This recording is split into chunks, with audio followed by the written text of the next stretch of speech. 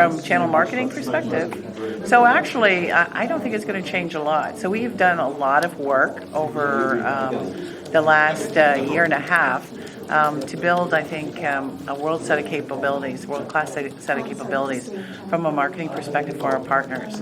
And so we have done things like direct-to-partner leads. Those systems will continue on in both companies. We've so just to give you some statistics around that, we started a number of pilots. We've rolled it out to 11 countries so far. We've delivered over 2,200 leads to partners direct from HP marketing campaigns without going through the sales teams.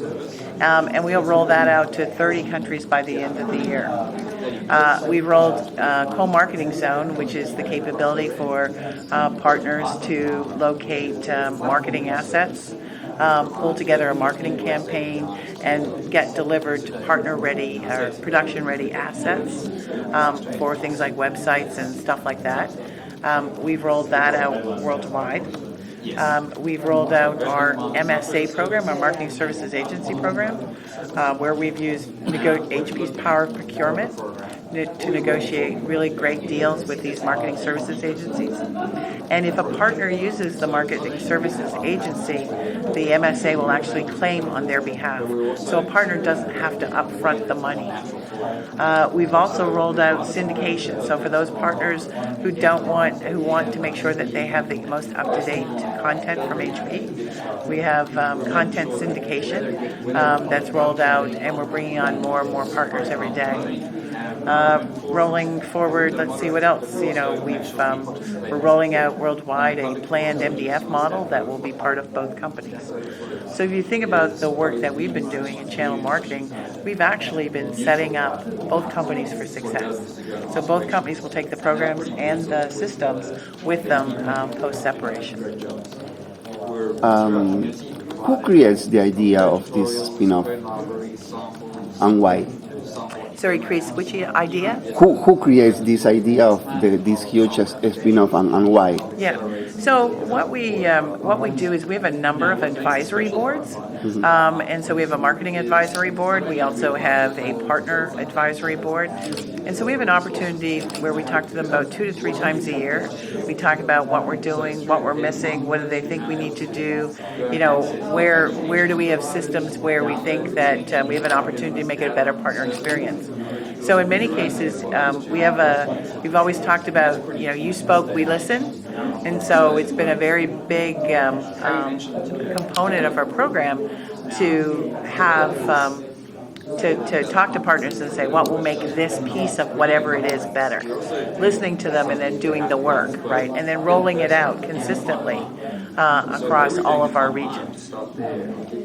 So why is it important to ease partners into this transition? Sorry? Why is it important to ease partners into this transition? Well, I think what's important with any transition is that, and I think, if we take a step back and we look at why HP decided to separate, right? It was the right time, right? We had built the right level of confidence across, customers, channel partners, employees, investors. We're at financial. We had a good financial profile, if you will. And I think the third piece is the speed of market transitions is so fast these days that this is going to allow us much more focus as we're able to now focus on what I would call unique sets of competitors for each business. Because in many cases, the models are quite different and the competitors are quite different in those marketplaces. And so now you're going to have innovation and faster decision making, greater accountability, in order from a partner perspective. So you're going to take the marketing org, basically split it in half, and have you go off and photocopy the programs? Yeah. So in many cases, we had dedicated marketing professionals associated with each group. There is a group of people. My group would be one. The events group would be another. Branding group would be another, which would be considered shared between the groups. And for me, part of my job as marketing operations, in many cases, we have people that were dedicated to each business. So that's very easy to kind of portion them off. We probably had about 20, 30% that would be considered joint. And so basically what we're going through is systematically assigning people to each company to make sure that we're setting up both companies for success. So which half are you going to? Yeah, so I've been announced that I will go to Hewlett-Packard Enterprise. When the nature is the business is not so different, or there are some synergies between them, you are building some channel program that, like a Star Alliance between, for example, American Airlines and British Airways, they share points, and so you try to do something similar in order to help your partners in each of these new companies. So ask me that question tomorrow. So it's a good question. It's a very good question. Well, but It's I'm a very good recording question. until tomorrow. No one. We can embargo this. Yeah, so. yeah. So tomorrow, so yes, we will talk about a new program called Partner One Alliance, and we'll give you the details tomorrow. You'll see the details. That's tomorrow, not today? That's tomorrow. I think Navigator. There's 4 that announced today and 1 that announced tomorrow. Oh, okay. Let me just verify that with Kristen. How long do you stay, on a parallel track of marketing, and how long before you start to merge off? Well, yeah. So I think the good news is, like we've built a single end-to-end system for marketing, and this is tightly integrated to our selling function, whether it be direct or channel. And so there is, this is a world-class system. So this system will live and breathe as we go to market as 2 separate entities. And there'll be a transition period where in some cases there'll be only a single instance of the system until the other company is ready to bring up, because this is a lot of work from an IT perspective. So there will be some transition agreements where one company will manage something on behalf of the other for a short period, but then they will take wings and fly on their own. So is this still going to be a bit joint then? Like I can run a marketing campaign across, if I'm a partner that does both sides. Yeah. So these no. points that So I earn, that will be the that particular one is we'll talk about more as we talk about the Uber program and how that would happen.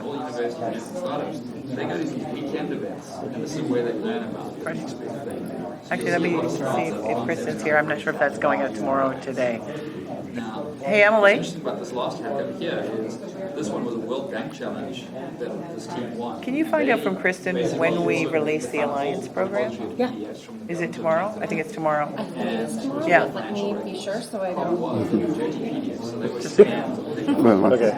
The pre-brief I had wasn't terribly granular about what was being announced when. So. Oh, did you have it though? You had it in your yeah, briefing. they just told us one embargo today. Okay, Which so you was guys have in time for it. the Yeah, so clearance then I today, can yeah. talk about it. So as long as we're all agreed, it's embargo till tomorrow, right? Well, they told us 1 o'clock today Oh, for the okay. whole deal. well, whatever. We just. Yeah, whatever. So she goes back So and what says it is, tomorrow then. yeah, Yeah. so what it is, the Partner One Alliance is, think of it as an Uber program. And it's being designed to kind of connect the 2 programs. So tomorrow we will announce 2 new names for the partner programs for Hewlett-Packard Enterprise and HP Inc. What Partner One Alliance will do is it'll put a set of alliance partners in each of the 2 companies. And what their role will be is they will be a connection point for partner communications, for deals, investments, where there is some type of a cross-portfolio action. Okay, great. So that's the first part of that. 2, there will also be market development funds available as well for cross-portfolio activities. And they'll be aligned to a set of sales plays. And I'll give you a couple of examples. So if I'm a partner and I'd like to do a VDI campaign, right, then there'll be funding available that they can apply for to drive that program, because it's of course going to include thin clients as well as servers. Or it could be in many cases that when people buy PCs, they also buy networking. So it's also an opportunity to run those. It will also be the connection point by which we are able to send leads from one side of the company, one company to the other for partners. Again, using the same infrastructure that both that we use now and both companies will carry forward. And then finally, the last thing that it will do is also going to provide a mechanism for how for opportunities in industry events, our distribution partner events, where we will actually co-locate as two companies, right, as part of a sponsorship. So, think about an event where, there's showcase, we'll share a showcase on the floor. And that allows us to, build out, continue to talk about a full portfolio, but again, ensure that we're, working it together. The distributors like Avnet, for example, will be a major key players to implement this idea. Yes, they'll be. So if you think about it, it's going to be available to all of our platinum, gold, and silver and distribution partners. So yes, absolutely, distributors are going to play a key role. And why is communication such an important aspect of this process? Well, I think it's about helping and making sure that partners have a understand like where and what the communication plans are. One of the things that we've been very vocal about is that we've said that we want to be very transparent about this. And I think that one of the things we want to make sure is that there is a connection point for those things that will impact common partners. And we'll also, for example, HP does a number of things that combine partners and customers. Things like we do activities at Sundance, we do activities at the Cannes Film Festival, etc. And we'll continue to invite partners that are pan. They're currently pan HP, but are partners of both companies to those pretty exclusive events. So it'll still be, think about it, we started in a one-car garage and we're moving into a two-car garage. I do like that analogy. For a long time, or especially in the last little while, it's seemed that there's been a lot of focus on obviously sell across the portfolio. It sounds like Partner One Alliance provides some framework for some of that to continue, but does that kind of get dialed down in terms of the overall marketing message as it becomes two companies? Yeah, so I don't think it gets dialed down. I think that what we're committing to is ensuring that both companies have the absolute best programs in the industry, bar none. Then I think what we're doing is we're kind of adding a cherry on top with the Partner One Alliance, which now, bridges an ability for those partners who want to, put solution plays in market, is the mechanism to allow them to do it. Think about it. I mean, if you think about if our competitors try to do that, in many cases you're gonna, a partner's gonna have to deal in two different companies, at the same time to try to get that done. Well, this actually provides a much easier mechanism, much more streamlined interaction on how it's done. And there's connection points at a high enough level in the two companies where you're going to be able to get to ground the answer, whatever the partner wants, pretty quick. There are some partners that you can, in the next few months, will be the partner case study for this share of the programs. There are some one that you have in your mind? So what we're really moving to is what I like to call, we're moving from planning a fund to funding a plan, which means we want to work with our partners to build funds. And with our shift to planned MDF, we're actually going to be able to do this much better in ways that in many cases, depending on where you were, sometimes only the large partners really got the marketing development funds. This actually with planned MDF allows us to make strategic bets across different sizes of partners aligned to strategic interest for HP to drive demand in that particular area. So I think as we move to planned MDF, it'll be about investing in growing partners, it'll be about investing in strategic priorities, and it'll be about investing in partners who demonstrate return on investment. We've built a lot of dashboarding and ways to really actually measure the impact off a dollar spent in MDF by partner. If you look at our internal marketing teams, they live and die by a set of measurements that say we know, for example, every dime that's spent on marketing, how much that marketing thing, how much revenue it delivered to HP. So we have an end-to-end view to that, and we're going to have an end-to-end view to that with our marketing investments in our channel as well. And so, it's great news for partners who are growing. It's great news for partners who have great campaigns. So how closely are you going to be working with your counterpart at HPI? I know it's going to be times where it doesn't make sense to be on the same page. Is that going to be a bit awkward? You're both HP. It's just that third letter is different, but it's going to be. Well, I think that come separation, we're two publicly traded separate companies, and so I think that's why we have the Partner One Alliance for those critical things that we think that we want to maintain some connection. But beyond that, it's about building the best-in-class programs to go after the specific set of competitors who are in that marketplace. I just want to be clear on the MDF program. So it's moving entirely to discretionary. So I wouldn't call it so it is discretionary, but so if EMEA has been predominantly this way for now 2 to 3 years. Okay. Americas and APJ have done a combination of what used to be called AB, accrued-based, and IB, initiative-based. In October of last year, we notified partners in APJ and Americas that they would no longer accrue benefits through FY15 for payment in 16 because they were in a year, right? But that we would move to a new program on FY16, which would be planned and planned MDF now, where we will sit down and we will build a plan with the partners, and then we'll fund that plan, as opposed to have the two programs in place. Gotcha. Curious, what results did you see out of being in EMEA over the last couple of years? How did it compare to the previous kind of results of the great. So you look at it, the majority of money being spent on demand is higher. The return on investments in many cases are higher. And the alignment between the strategic objectives of HP and their partners are higher. Now, the great news is for EMEA, it's not the exact same program, so they also will roll to this consistent model. They'll actually get a larger timing window. So you'll plan for a half, first half and second half. You'll execute on the quarter, but you'll plan on a half.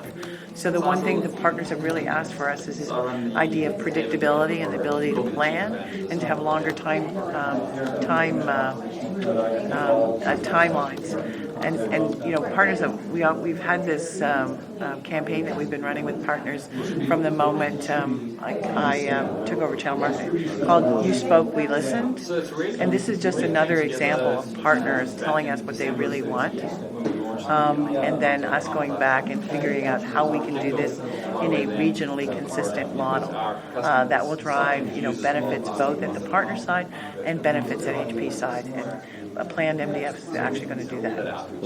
I think it will actually, to be honest, I think it will actually attract more dollars to MDF once we can demonstrate, the exact return on investment back to, business groups and finance and things like that. So I feel confident that when we do this and we do it and we're going to do it right, we'll actually be able to attract more MDF dollars to the program. How will partners get the full benefit of the separation? Oh, I think there's a couple of ways. One, I think they're going to have two very focused companies on their marketplace. It's going to allow investments in specific areas that mean the most to partners. And I think 3, they're going to find a much more seamless and streamlined interaction, and based on that, a much more consistent set of accountability. Yeah, this is what gets me excited about this. What are the new actions or strategies that you can do in the future to have more listening of the different kind of partners that you have? Because some of them just don't speak. When you wish to do an interview, they don't used to speak a lot, but if you develop the right tools, I think they can speak and tell something that has some business values inside. So are you talking about, the shifting? No, how can you manage in this new area to hear more the partners, the platinum, the gold, the What do we different do? levels? Yes. Yeah, so we have a couple of things. We have a number of advisory boards. We have a worldwide one, which contains partners of all sizes from multiple regions. That way we can make sure that as we are testing ideas, right, we can see the impact of it, whether you are a small, silver partner or whether you are a large distributor, what impact that has on you. We also have a marketing partner advisory board, and the marketing partner advisory board, again, partners from very, specific sizes to make sure that we have a good, spectrum of use, worldwide in nature. And so we test a lot of our ideas and what we want to go do. In fact, the Partner One Alliance was actually tested with the Worldwide Partner Advisory Board, and we actually made changes based on significant changes to what those partners told us. And then each region of them have councils that they also get, input from partners. And we also have operational, an operational advisory board, which really focuses on the operational aspects between partners and HP.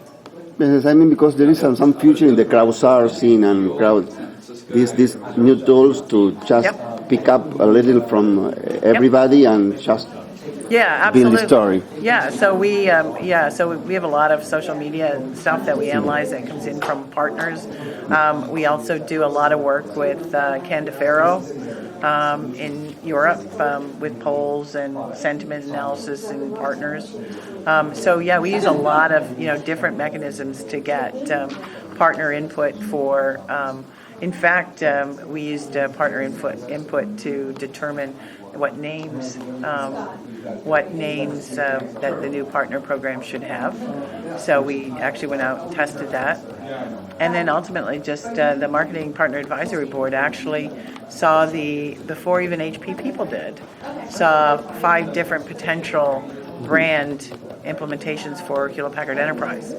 And at the Partner Advisory Board for Marketing, they actually went in and they gave feedback into the potential branding. So well engaged, even beyond what one would consider traditional partner activities, to what will the brand of Hewlett-Packard Enterprise look like.